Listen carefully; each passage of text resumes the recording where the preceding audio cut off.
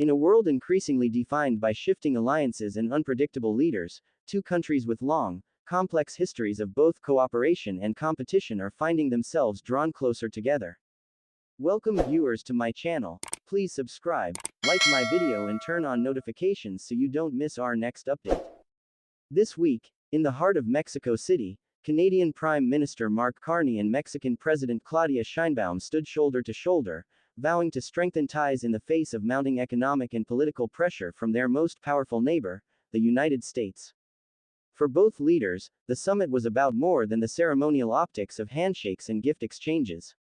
It was about survival in an era when President Donald Trump's protectionist policies have shaken the foundations of North American trade, forcing Canada and Mexico to rethink their strategies, and perhaps, for the first time in decades, prioritize each other as essential partners.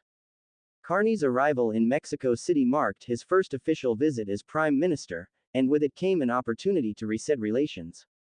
Just a year earlier, trust between the two capitals had been badly frayed.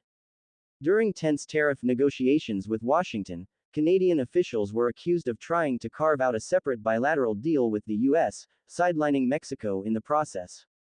That move triggered a public rebuke from Sheinbaum, who declared that Mexico must be respected, especially by its trading partners, and added with a cultural flourish that Canada could only wish they had the cultural riches that Mexico has. Those words left a sting, and for months, the relationship between Ottawa and Mexico City was marked by unease. But on Thursday, the tone was dramatically different. Smiles replaced barbs, and gifts replaced grievances. At a joint press conference, Carney struck an optimistic note. Our agreement today will expand and deepen the partnership, so that the next 30 years hold even greater promise than the last 30 years have delivered. The symbolic warmth was not accidental. Both leaders know that the U.S.-Mexico-Canada Agreement, USMCA, the cornerstone of North American economic integration, will be up for formal review in 2026. With Trump already reshaping the playing field through unilateral tariffs, Canada and Mexico cannot afford to approach those negotiations divided. The urgency of their new partnership stems largely from the economic storm created by Trump's tariff regime. Canada faces some of the harshest penalties, including a 50% tariff on steel and aluminum, a 25% tariff on vehicles, and a 10% levy on oil and gas exports. While Carney insists that the overall average tariff rate is only about 5.6%, thanks to exemptions under USMCA, the concentrated blow to key industries has rattled Canadian businesses and triggered political criticism at home. Mexico, while faring slightly better, is hardly spared. The country was hit with a 25% tariff on pharmaceuticals, a set of sector-specific levies, and the highly controversial fentanyl tariff, a 25% duty Trump claims is designed to curb the flow of illicit opioids into the U.S. Trump also threatened Mexico with a sweeping 30% blanket tariff in July, but paused implementation for 90 days to give negotiations a chance. Both governments view these tariffs not simply as economic measures but as political weapons, designed to pressure them into concessions on security, immigration, and drug enforcement. By coordinating more closely, Carney and Sheinbaum hope to avoid being pitted against one another in a divide-and-conquer strategy often employed by Washington. It's a subtle dance, observed political scientist Sebastián Vallejo Vera of Western University. Canada and Mexico want to show unity, without appearing to gang up on the U.S. Their economies are too dependent on Washington for them to take a confrontational approach, but neither wants to walk into negotiations alone. One major outcome of the summit was a commitment to expand direct trade between Canada and Mexico. In 2024, the two-way trade relationship reached $56 billion, $40.5 billion United States dollars, a sizable figure, but still dwarfed by their respective trade with the U.S. Canadian officials emphasized the need to diversify export markets, arguing that deeper ties with Mexico could help buffer against Washington's unpredictability. Mexican officials, while receptive, remain cautious. As Professor Vera noted, Mexico has long felt that Canada prioritizes its ties to the U.S. and only turns to Mexico when it is convenient. There's a degree of skepticism about whether Ottawa is truly committed to treating Mexico as a partner of equal importance. Still, both sides see opportunity. Mexico's fast-growing middle class represents a lucrative market for Canadian agricultural products, clean energy technology, and financial services. Meanwhile, Canadian demand for Mexican manufactured goods and pharmaceuticals has grown steadily over the past decade. Trade was not the only issue on the table. Carney and Sheinbaum also devoted significant time to discussing security cooperation, particularly around transnational organized crime.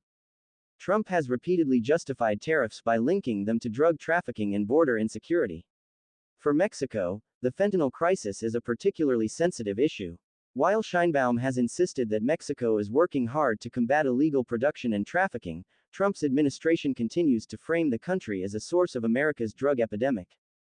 Carney, for his part, has signaled that Canada is willing to coordinate more closely with Mexico on intelligence sharing and policing efforts. By presenting a joint strategy on security, both leaders hope to blunt Trump's argument that tariffs are necessary for national protection.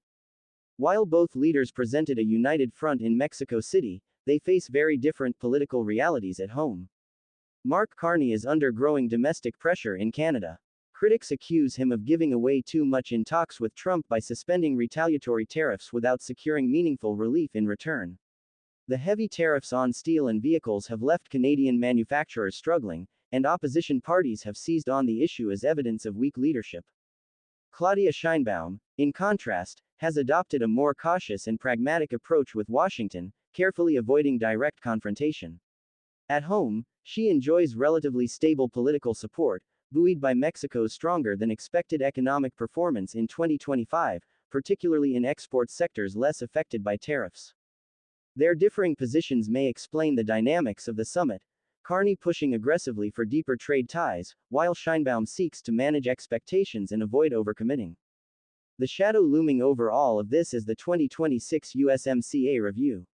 While the agreement has long been hailed as a success for North American integration, Trump has made clear he views it as unfavorable to American workers.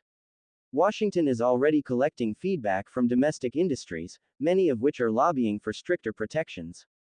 For Canada and Mexico, the stakes could not be higher. Without USMCA, their access to the American market, the world's largest consumer economy, would be severely restricted.